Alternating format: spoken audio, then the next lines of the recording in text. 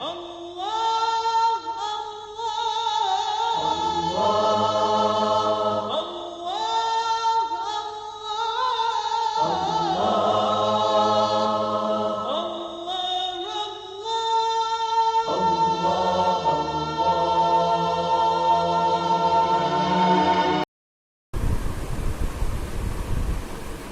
باللہ من الشیطان الرجیم بسم اللہ الرحمن الرحیم. ناظرین السلام علیکم. انشاءاللہ آپ کے اعمال شبائے قدر قبولیت کے درجے پر فائز ہوں اور خدا آپ کے ساری نیک دعاؤں کو مقبول فرمائے انشاءاللہ. میں پھر آپ کے سامنے اپنے دروس کو لے کے حاضر ہوا. اگر آپ کو ذہن عالیہ میں ہو تو بحث چل رہی ہے حج کی، اور ہم نے کہا تھا کہ حج میں دو اعمال کے مجموعے کا نام ہے. ایک کو کہتے ہیں عمر تمتع اور دوسرے کو کہتے ہیں حج تمتع. گفتگو ہوئی تھی کہ عمر تمتع میں 5 چیزیں واجب ہیں، اور پہلی چیز جو واجب تھی وہ تھا احرام، اور احرام پہ مفصل گفتگو کی جا چکی ہے. آج عمر تمتع کے دوسری چیز جو واجب ہے اس پر بحث کی جائے گی، جسے کہتے ہیں طواف. انسان جب مکے میں داخل ہو جائے احرام کے ساتھ تو دوسرا عمل جو اسے بجا لانا ہوگا عمر تمتع کے لیے وہ ہے طواف خانہ کعبہ، یعنی خانہ کعبہ کا 7 چکر کاٹنا. اس کے لیے کچھ چیزیں ضروری ہیں، واجب ہیں. پہلی چیز جو واجب ہے وہ ہے نیت، کہ انسان نیت کرے کہ طواف خانہ کعبہ کرتا ہوں میں عمر تمتع کے لیے، واجب قربتاً الی اللہ.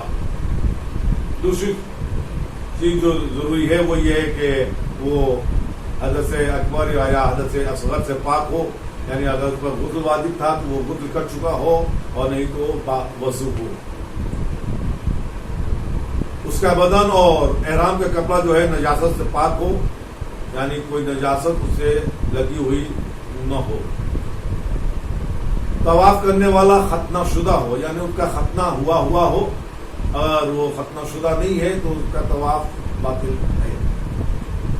طواف کے دوران اس کا صدر جو ہے وہ چھپا ہوا. یہ واجبات ہے. اس کے بعد اور چیزیں جو لازم ہے وہ یہ ہے کہ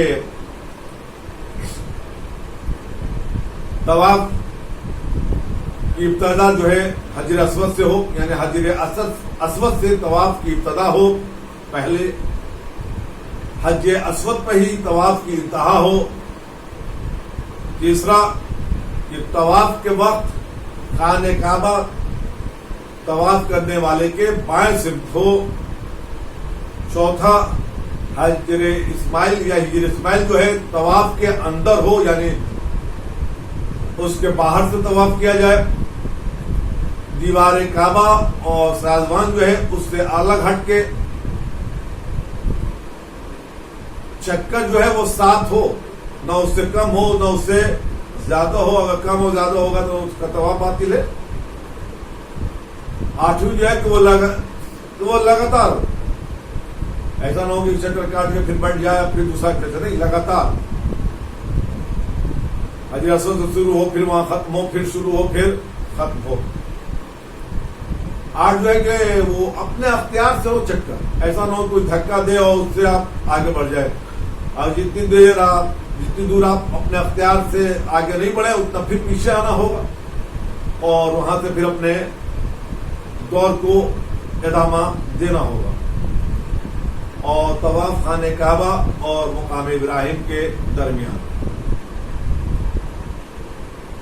طواف خانہ کعبہ سے فارغ ہونے کے بعد تیسری چیز جو واجب ہے وہ ہے نماز طواف.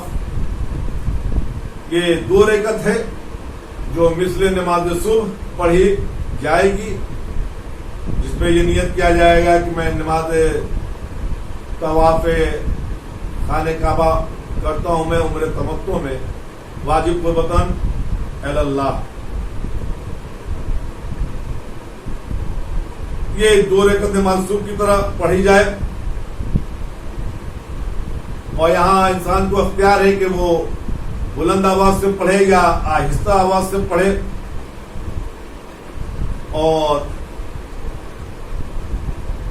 مقام ابراہیم کے قریب یہ نماز پڑھی جائے.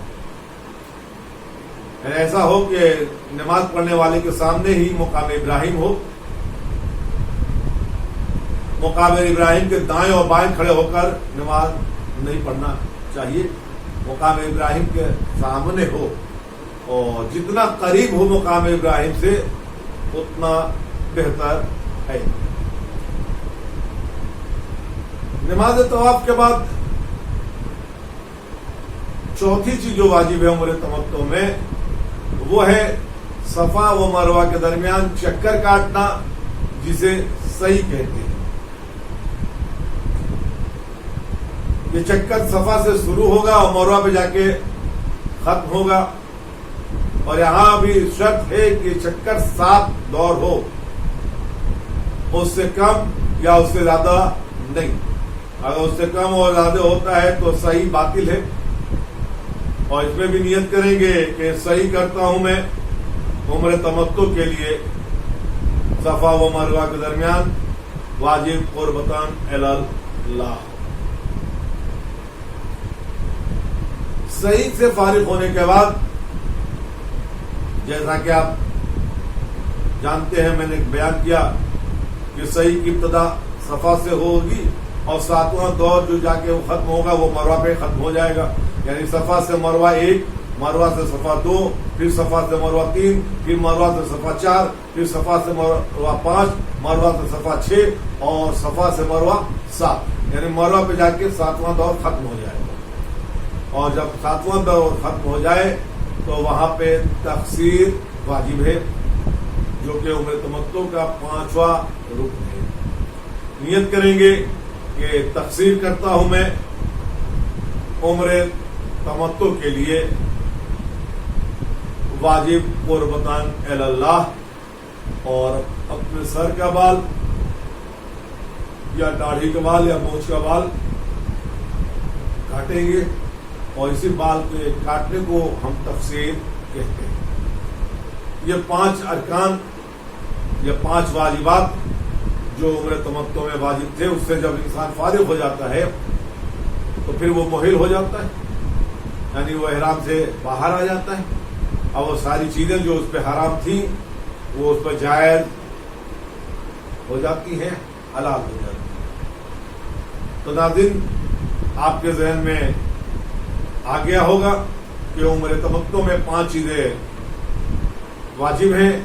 پہلا احرام ہے، جو کسی نہ کسی میقات سے باندھا جاتا ہے.